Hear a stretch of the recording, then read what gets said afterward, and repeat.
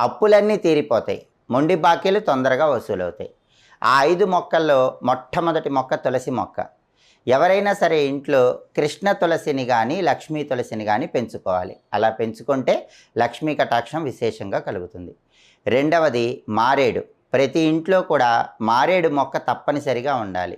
ఏ ఇంటి ఆవరణలో అయితే మారేడు మొక్క పెంచుతూ ప్రతి శుక్రవారము కూడా మారేడు మొక్క దగ్గర దీపం పెట్టి శ్రీ వృక్షాయై శ్రీనివాసాయై నమః అని 11 సార్లు చదువుకుంటారో ఆ ఇంట్లో లక్ష్మీదేవి గల్లు గల్లుమని నాట్యం చేస్తుంది.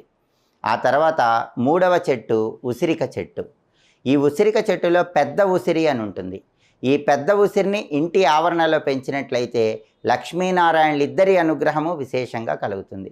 ఆ తర్వాత 4వ చెట్టు అరటి చెట్టు. ఏ ఇంటి ఆవరణలో అయితే అరటి చెట్టు పెంచుతారో ఆ ఇంట్లో ఎలాంటి కష్టాలు ఉండవు. డబ్బుపరమైన